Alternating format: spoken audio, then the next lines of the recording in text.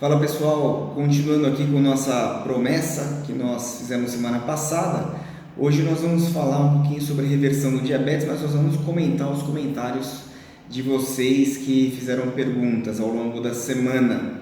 Nós colocamos aqui um vídeo na semana passada, você consegue ver no histórico do canal Meu Coração Saudável, sobre reversão do diabetes tipo 2, que é possível reverter, tem vários estudos, tem alguma discussão bem detalhada, um vídeo até um pouquinho longo, mas eu tentei detalhar e dei espaço para perguntas, então nós vamos responder algumas perguntas dos pacientes, das pessoas dos nossos seguidores. Vamos ver o que nós temos aqui de pergunta.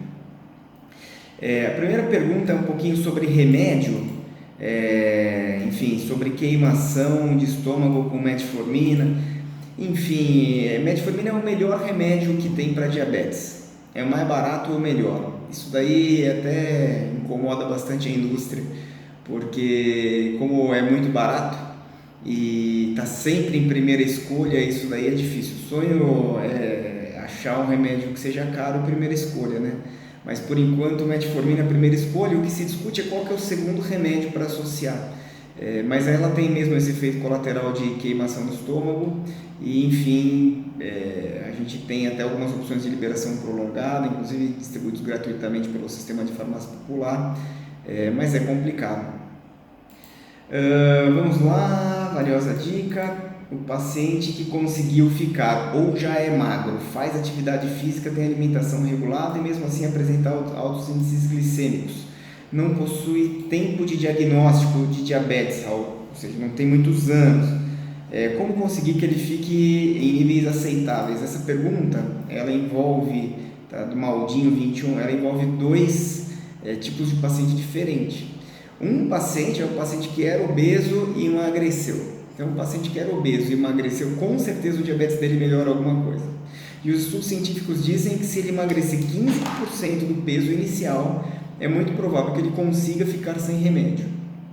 É isso que a gente define de, entre aspas, cura do diabetes. É ele conseguir viver sem remédio, controlando a diabetes dele com dieta e atividade física. Mas para isso ele precisa perder 15% do peso inicial. Então, essa primeira pergunta, conseguiu ficar magro? É diferente do paciente que já é magro. Tem pacientes que já são magros porque você tem vários tipos de diabetes. Esse diabetes que a gente fala de, entre aspas, cura, é o diabetes tipo 2. Mas mesmo o diabético tipo 2, como tem uma carga genética muito alta, tem outras variáveis envolvidas, por exemplo, o sedentarismo, microbiota intestinal, pode ser que o paciente tenha uma propensão para ter diabetes e aí a gente não consegue brigar com a genética. O que a gente quer dizer é que grande parte dos pacientes que eram obesos e conseguem emagrecer se livram do diabetes. Bacana? Depois duas perguntas. Então vamos lá, primeira pergunta do Maldinho de novo. Pacientes que conseguem ficar controlados sem remédios com níveis entre 100 a 124 em jejuns podem ficar despreocupados com outras complicações do diabetes? Boa pergunta, Maldinho. Sim. Sim e não, né? Então assim, o estado que a gente chama de pós-diabetes. Pós-diabetes é diferente de pré-diabetes. Pós-diabetes é o cara que já foi diabético, fez a mudança de estilo de vida e agora ele não tá, ele fica girando nesses níveis aí, ó, 100, 125. Então, a chance de complicação é muito menor, é muito menor. Qual que é a maior complicação, o maior risco? Ele engordar de novo, porque ele volta a ser diabético, volta a tomar um remédio, volta tudo do zero, entendeu?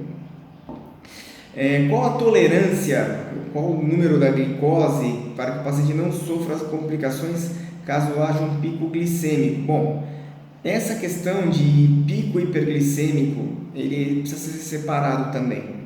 Então, assim, uma coisa é você comer, por exemplo, uma caixa de bombom de uma vez. Você toma um pote de mel de uma vez, você vai ter um pico hiperglicêmico. Mas o seu organismo vai, de alguma maneira, lidar com isso. Você vai excretar glicose pela urina, você vai transformar isso em gordura, isso daí não vai ficar rodando no seu sangue.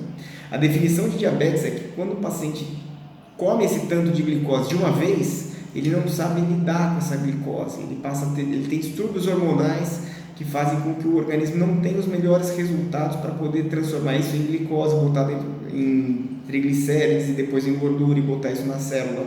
Não consegue pôr isso para dentro das células. E aí essa glicose fica rodando no sangue e oxidando, entendeu? Literalmente, é um processo oxidativo degenerativo e aí isso daí a longo prazo traz sérios problemas. Porque uma pessoa que não é obesa e magra pode ter diabetes? Pode ter, porque nem todo tipo de diabetes é relacionado à obesidade. Tem, além dos clássicos, que é tipo 1 e 2, né, que a gente fala, você tem outros tipos, né? Você tem o MOD, você tem o LADA. Geralmente são situações de diabéticos que tendem a ter a necessidade de usar insulina em algum momento da vida, no curto espaço de tempo. Ótima explicação. A namorada tem diabetes tipo 2, está com 75 quilos e mede 1,65, faz exercício todo dia, mas tem muita fome e com isso não consegue emagrecer. Toma glifagem, o que fazer? Nutricionista também. Nutricionista é a melhor opção para o seu namorado, Maria das Dores. É a melhor opção. Realmente, nutricionista é o caminho. Agora, não dá para a gente prescrever para o seu namorado aqui do YouTube. É importante você sentar com o seu médico para poder rever a medicação, mas assim, começa com fechar a boca e fazer atividade física. A nutricionista pode te ajudar nessa questão, fazendo as melhores escolhas para alimentação. Bacana.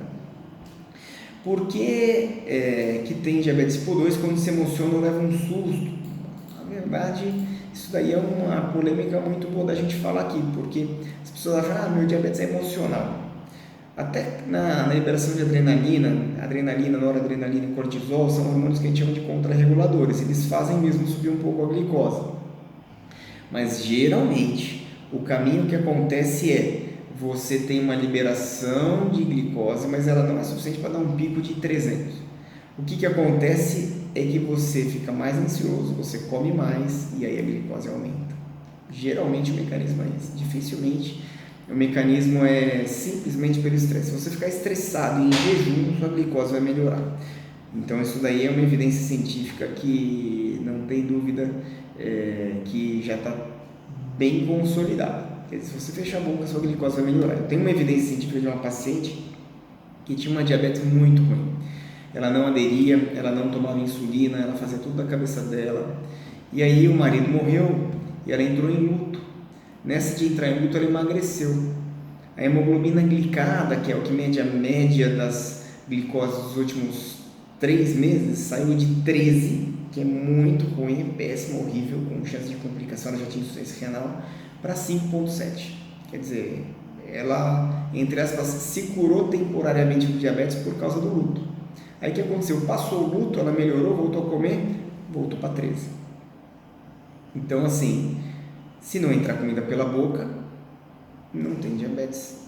Nesse padrão clássico do diabetes tipo 2. É muito dependente da alimentação. E a atividade física ajuda muito a controlar diabetes, viu? Muito. Se você fizer atividade física, se você ganhar músculo e trocar gordura por músculo, você vai ter uma melhora do seu diabetes sensacional. Tem um dispositivo que chama Libre, que é uma bolinha que fica implantada no braço por 15 dias. E eu posso falar da marca porque eu não conheço outra, eu só conheço essa. E eu pude usar o Libre por 15 dias e testar, e eu sou corredor. E eu conseguia fazer a avaliação da minha glicose antes e depois de 50 minutos de corrida, por exemplo. E a glicose despencava. Então, assim, se você quando acorda tem liberação de hormônios contrarreguladores, vai para 105, 110, quando você começa a correr, caía para 52, 55, é quase uma hipoglicemia. O que alinha também com a necessidade, cada 50 minutos de treino, você precisa comer um pouquinho de carboidrato para poder repor os níveis de carboidrato e não consumir músculo, quer dizer, não entrar em catabolismo. Queridos, é isso.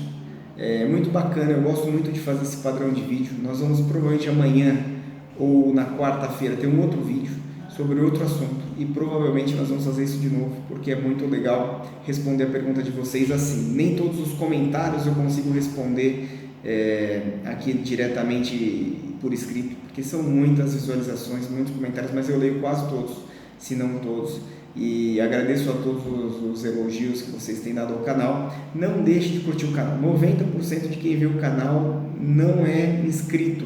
Se inscreva no canal, sinaliza com o sininho, compartilha, porque isso nos ajuda a continuar produzindo conteúdo de qualidade para vocês. Bacana? Um forte abraço, parabéns pelas perguntas, foram muito boas.